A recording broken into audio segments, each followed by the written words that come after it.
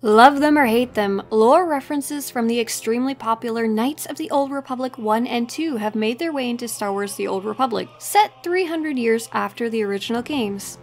These cosmetic lore outfits can be worn by characters of all types. They are not limited to any class or level if you use the outfit designer.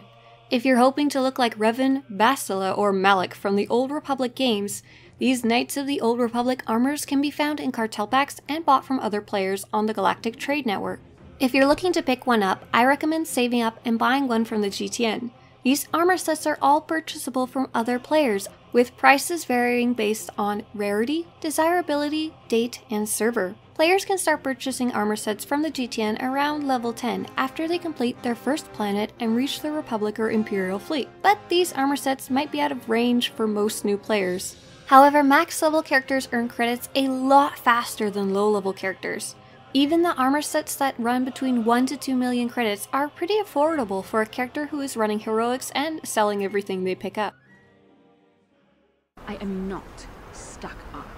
I merely have the years of training to give me the wisdom and understanding to see how childish such an act would be. Bastila Shan was a key character in Knights of the Old Republic, as well as your fourth companion in the game. She's a Jedi, strict in her adherence to the Jedi Code and highly oriented to the light side. You rescue her from swoop gangs on Taris, and she eventually aids you in discovering about your mysterious past. She's famous among the Jedi both for having battle meditation, a unique Jedi power, as well as having a close association with Revan in her later years. I think this set would be great for any Jedi who's looking for a set of armor that's a little more formal and detailed than the normal Jedi armor. Be aware that if you're looking to dye this armor a different color, a lot of the pieces don't change color with dyes. For example, these stripe down the middle and most of the top part of the outfit. They say the Force can do terrible things to a mind. It can wipe away your memories and destroy your very identity. Carth Onasi is your first companion in Knights of the Old Republic 1, and becomes a character that will stay with you until the end, and even appears in Knights of the Old Republic 2. He was a pilot fighting for the Galactic Republic before joining you on your quest to save Bastilla, and then beyond. He is known for being kind-hearted, mistrusting of others, and dual-wielding blaster pistols. This set seems like it would be perfect for anyone playing a smuggler or anyone who wants to dress a little more casual. I really like the pocket details on this outfit as well as the clasp on the front of the vest. Your predecessor once made the mistake of questioning my orders, Admiral. Surely you are not so foolish as to make the same mistake. Darth Malak is the main protagonist in Knights of the Old Republic 1, as well as your final enemy in the game. Together he and Revan defeated the Mandalorians as Jedi, but somehow both were turned to the dark side through some unknown corruption. Malak became Revan's apprentice. His most identifying physical feature is his prosthetic jaw, which he received in a fight against Revan. I really like this set. It's very close-fitting, very Sithy, perfect for either an Inquisitor or a Sith warrior, or maybe even a fallen Jedi. This set also has one of the more unique headpieces available in the game. It's meant to cover Malak's missing jaw in Knights of the Old Republic, but in Star Wars The Old Republic it could be an extra piece of armor, or be hiding some other grisly secret that your character has. There's also a second version called Malak's Shadow Armor, a black and silver version. It's the same model, just with different colors. My name's Mission Veo, and this big Wookiee is my best friend Zalbar. I'd offer to give you a tour, but the streets down here aren't safe. Mission Veo was a young blue Twi'lek street urchin from the first Knights of the Old Republic game. She was known for her optimism and her impulsive, but courageous attitude. I really like Mission's set in Star Wars The Old Republic. It's perfect for a more casual smuggler or casual civilian. It's just got the nice little puffy vest that we don't have too many things that are similar in the game to. I have to give you credit. You've led me on quite a chase, but nobody gets away from Calo Nord in the end.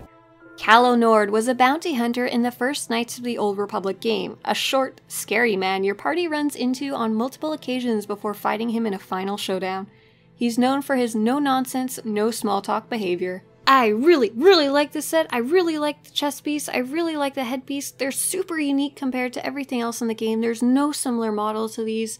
I really like the chest piece because it dies really nicely. It's got lots of unique shapes and details. And the headpiece is super cool. It comes with both the cloth helmet as well as the goggles. It's perfect for so many different types of characters. Bounty hunter, smuggler. I wore the jacket in different colors on my Sith Inquisitor, and it would work just fine on a Jedi too. Perfect for any type of person who runs a ship in any way. But maybe avoid the gloves. They're a little clunky. And did you notice that the pants actually have a black zipper on them on each side as well? Oh, did I mention it has a scarf too? My name's Canderous Ordo. I work for Davik Kang in the Exchange. The hours aren't great, but they promised me a fortune to work for them. And I have nothing better to do. Canderous Ordo was a Mandalorian from Knights of the Old Republic 1. He was known for his lust for battle and his aggressive tactics in the Mandalorian Wars. I hadn't actually seen this set before making this video, and I have to say I actually quite like it. It's another one of those outfits that works really good for the casual characters and smugglers, but I can totally see a Jedi wearing this as well. On both male and female characters, it shows up as a really cute crop top vest that has some really nice pocket details on the top with just a super simple black shirt underneath. Jolee Bindo is an older grey Jedi that joins you as a companion later in Knights of the Old Republic. His personality is fickle, teasing and crass at times, wise and calm during others. He self-imposed himself to the forests of Kashyyyk before he joins you on your quest. I actually really like this set. I think it's really good for either a character who wants to play as a Padawan with a little more fancied up armor, or anyone who wants to play a Jedi Master and wants something a little more detailed than the normal Jedi robes, but not ostentatious either. I am Juhani, and this is my grove. This is the place of my dark power. This is the... Juhani is a Jedi KOTOR from Knights of the Old Republic. She was known for her fierce devotion and her determination. This set was extremely disappointing to me when I opened it up in Star Wars The Old Republic because, as you can see, it is bright, ferocious neon colors, a limey mint green combined with a very bright pumpkin orange. If these are your colors, by all means, enjoy. If these are not your colors, the set is actually really beautiful. The detailing is really nice with the different shapes in the different parts of the uniforms. It would make a really good Padawan armor for a Jedi, and it also dyes extremely well. I actually use this set for my Jedi Shadow. I have dyed it. I was going to dye it black, but that was too expensive, so I dyed it a black gray, which is actually a crafted dye that you can use, and it would be also a good set for maybe a Sith apprentice if you dye it darker colors, and I'm sure it would go great with any color combination you could think of. It just dyes super well. Really nice, sleek, slim-fitting kind of uniform style outfit. Revan was an incredibly powerful Force user, originally a Jedi who was turned to the dark side, and then gets to choose once again which path he will follow. He was incredibly charismatic, causing hundreds of Jedi to defect with him when he turned. In Star Wars The Old Republic, he's the focus of multiple flashpoints and the Shadow of Revan expansion. This outfit is probably one of the most iconic outfits in the entire game. It's not actually seen very often in the original Knights of the Old Republic game, however. I was only able to see it in a few cutscenes revolving around Revan, and I don't know if you can actually pick it up and wear it. You guys will have to let me know in the comments below. I've only ever played it on the light side. Individually, each of these pieces of armor is very detailed. The chest piece has a lot of details to it, the belt, the pants have that really cool cross detail on them, and even the mask as well, the iconic Revan's mask.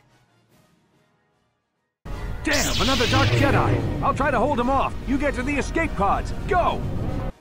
Trask Ulgo is a soldier and is the first character you meet in Knights of the Old Republic. He wears the same armor that can be seen on many other Republic soldiers on the ship. Luckily, he doesn't wear the funky hat. If you do like the funky hat, you can get it and the rest of the Republic armor in the Vintage Republic military set. I'm so sorry, but if you wear this helmet, you will look like a toucan. Hopefully you've pressed hide helmet on that last outfit, and we'll move on to Knights of the Old Republic 2 armors. The one I travel with has walked your same path, and I ask that when the end comes, that you remember that kinship, even if it seems there is nothing else left. Kreia was a blind Force sensitive players bonded with in Knights of the Old Republic 2.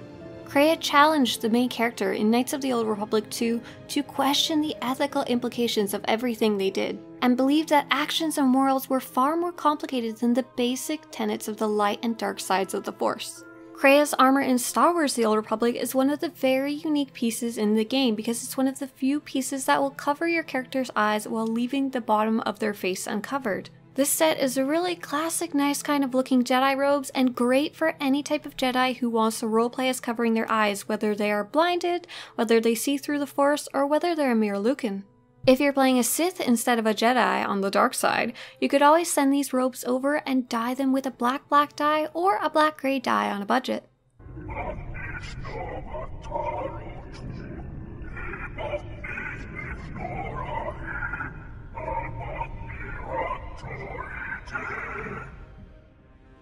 Darth Nihilus is a major antagonist in Knights of the Old Republic 2, in league with Darth Sion. He trained Marr as his shadow hand, sending her out into the galaxy to quell a growing threat. There's actually no armor of Darth Nihilus in Star Wars The Old Republic. You may have seen a player wearing the mask with a set of black robes. Only the mask belongs to Darth Nihilus. The black robes are just whatever combination the player decided to cook up to match. The closest I was able to get was to wear Atris Armor Set with a very expensive black and black dye module, but you could substitute it with any black robes of your choice. And now you run in search of the Jedi. They are all dead, save one, and one broken Jedi cannot stop the darkness that is to come. Held together purely by the dark side of the Force, Darth Sion is a main antagonist in Knights of the Old Republic 2. Rather than dying, he chose to preserve his fractured and decaying body. Darth Sion formed the Sith Triumvirate, which also included Darth Nihilus, sworn to restoring the Sith and destroying the Jedi. If you take a look at this outfit, you'll notice that it actually has a large pauldron covering and protecting the shoulder. This is because this outfit is actually based on the armor set from the Force Unleashed video game. Why they decided to use that rendition when there was an entire game they could base it off of, I'm not sure, but it does look pretty good nonetheless. I especially like the protective flap on the bottom of the character. It's a lot larger than Darth Sion's normal one, but it's got a lot of nice detail to it. If you're more of a purple kind of person, there is also a balanced combatant's armor set, which is the same skin, but it now has gloves on both sides as well as shoulder protectors on both sides. It's also a lot cheaper version if you want to get this one instead. I felt you, heard you through the Force. It was like a sound at the edge of hearing. And when I heard it, I found I could not ignore it. Marr was a Mira Lucan from Knights of the Old Republic 2, and the only survivor of the consumption of KOTOR. I can't tell you how much I love this set. I love this set. I love this set. I love this set so much. It has so many nice details. So let's first talk about the headpiece. As I mentioned before, headpieces that cover your eyes and not the bottom of your face are quite rare, and this is the most beautiful one. It's somewhat like a veil, somewhat like a beautiful ornate headpiece. It's very soft, made of only cloth. It's got some beautiful gold trim on both the part near your eyes as well as near your shoulders. This headpiece is an absolute must-have for any type of Mira Lucan or blind character who wants to dress more formally. Unfortunately, this is also one of the expensive outfits in the game. Once again, when I was buying this one, it ranged around 7.5 million credits for the whole thing. The chest piece itself is also really nice. There isn't anything that's both dark and similarly formal without a lot of fussy details in the game. I really like the cloth details around the arms, as well as the, I guess, cool material that the chest piece is made out of. It's black, but it has a crackled pattern on it as well. This skirt is similarly beautiful. Just be aware, like many other skirts in the games, when it stretches to accommodate combat stances, it doesn't look so hot.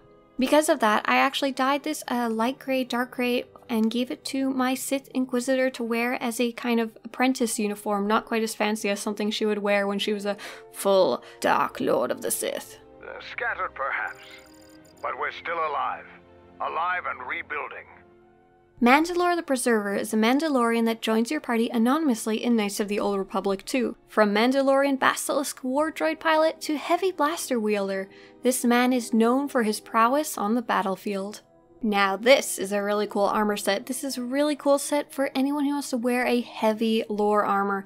This would be great for either a bounty hunter or a trooper who's willing to wear their own unique style and not match the Republic military. I especially like the texture of the metallic parts of this outfit. It's not quite shiny and not dull. It's kind of an in-between satin sheen. Get away from me. The next time you come and ask me a question, I swear I'll shoot you in the head and dump you out the airlock. Mira is a sassy, practical bounty hunter from Nar Shaddaa who may join your party in Knights of the Old Republic too. When a hunt went wrong, she acquired a murderous, life-debt-bound Wookiee who she would eventually be forced to fight. I really like having Mira's armor as an option in the game. Some of the earlier sexy sets were more exploitive, like the kind of stuff a dancer or slave would wear, but this is the kind of sexy that says, I'm wearing this because I want to. There's also a lot of different reskins of her kind of crop top bikini armor you can find out there. Atton Rand. Excuse me if I don't shake hands, the field only causes mild electrical burns. Atton Rand was a pilot who joined Mitra Surik in Knights of the Old Republic 2. He was known for his pistol skills, Ichani training, and resistance to Jedi mind tricks. Once again, one really good Knights of the Old Republic armor that would be great for smugglers or more casually dressed characters. I can even see this one working for Jedi as well. The details and shapes of the outfit are really cool. You've got a nice little ripped shirt as well as the brown jacket on top of it with the interesting shoulders, and the gloves are really nice. I don't know if you noticed, but they're really high compared to most gloves. The belt and pants are pretty simple, but the belt's just one of those nice little looped ones. Always rushing into action without thinking of the consequences. What? You're expecting thanks? Vrook Lamar was a Jedi Council member on Dantooine in both Knights of the Old Republic 1 and 2. Lamar wished for all his students to be strong, capable Jedi, and pass down those teachings in sometimes harsh ways. My gosh, Knights of the Old Republic really brought us some really nice Jedi armors in Star Wars The Old Republic. This is once again one that would be really good for a Padawan or anyone who doesn't want to wear the normal Jedi robes but doesn't want something crazily ornate or fancy. It's got the nice little scarf at the top, it's got a simple pattern, and I'm assuming it actually dyes pretty well too. I am Atris, Jedi Master, the last historian of the Jedi, the last of the Jedi. Those are titles, words you cling to as the darkness falls around you. Atris was a Jedi Master and historian for the Jedi. In Knights of the Old Republic 2, she took refuge under a polar ice cap on the planet of Telos 4. I'm a sucker for white outfits just because I know how expensive a white dye is. This one isn't quite as good as its counterpart in Knights of the Old Republic because although it does have the really cool texture that Atris has in-game, it's a lot lighter and a lot harder to see, unfortunately. Even worse, for some reason I decided to do this on Hoth where it's extremely bright. I've noticed that players often do dye this outfit too, and I think it does let the pattern show up a little more. If you want to get her lightsaber color, you could get a silver blue lightsaber crystal. They're not too expensive on the GTN. Also known as Brianna or Handmaiden, this woman may join your party in Knights of the Old Republic too. She served under Jedi Master Atris in a secluded sanctum on Telos 4, before leaving to aid the exile on her quest. Her personality leaned towards reservation and seclusion, her passion shone through the art and dance of combat. Once again, another white set without having to buy a very expensive white dye. If you're looking for a set with a mini skirt, either for male or female characters, this would be a good set. Now here's a fun one. While not technically available in Knights of the Old Republic, this dress was assigned for a character named Naresha, who was designed by Corey Alamare, who was planned to be in Knights of the Old Republic 3. The design was later repurposed and made into the sensuous dress for Star Wars The Old Republic. This is actually one of my favorite armors in Star Wars The Old Republic. It's one of the first very expensive things I ever saved up for and bought. I really like that it's one of the few formal outfits for female characters you can find in the game. Something that you might actually wear to a ball or a party. A lot of the other formal outfits are pretty crazy. Style in Star Wars, not always my cup of tea. This dress, very nice. Better known as the standard Sith Trooper armor in Knights of the Old Republic 1, this restored triumvirate armor set has a distinctive shape and sheen. I actually played Knights of the Old Republic for the first time on an extremely bad laptop that could barely run it, and I didn't know their armor was shiny until I saw my friend playing on a console. The version in Star Wars The Old Republic doesn't quite have the same metallic sheen to it, but it is still a pretty cool armor either for a Sith character or for anyone who's roleplaying as maybe a Imperial trooper who's a little behind on the times. This armor actually has a whole bunch of different versions that have been released. The first one is the Restored Triumvirate Armor Set. It's looks still whole, it looks like brand new, maybe a recreation or from the museum that's been really touched up. The second version is the Battle-Worn Triumvirate Armor Set, and this one has the same shape, but it really looks like it's been beaten down in battle. It has chunks missing, it has big scars and burns all over it. Really good if you want to play a character that's battle-hardened. The third version is the Energized Triumvirate Armor Set. This is the same as the one we just saw with all the scars and broken pieces, but on top of it, it actually has a really cool animation. There's kind of sparks flying off the armor anytime you take out your weapon or are in battle. If you like animated armor, this one is one you'll definitely want to look at. Now, if you're interested in wearing Sith armor, but also interested in showing a little skin, apparently there's an option made just for you called the Ventilated Triumvirate Armor Set. Why exactly? We will never know, but this armor is surprisingly hard to find on the GTN compared to other Knights of the Old Republic armors. And there is one last Triumvirate set, and it is called the Opulent Triumvirate Set. It is a bright, shiny gold color, and it's perfect for anyone who really wants to show off their bling bling. This one's kind of weird as how you get it. You can sometimes find it on the GTN, but its main source is from the Bounty Supply Company Reputation Vendor. If you have Champion Reputation, this is back when the cartel packs used to give Reputation. They don't do that anymore, and it's from one of the older packs, so you're more likely to find it on the GTN these days. And there you have it. That is the end of the fashion show, showing off all the armors from Knights of the Old Republic 1 and 2 that appear in Star Wars The Old Republic. If you enjoyed this video and want to show your support for this channel, or want to have similar videos show up on your YouTube homepage, subscribe to this channel. See you later, and may the nostalgia be with you.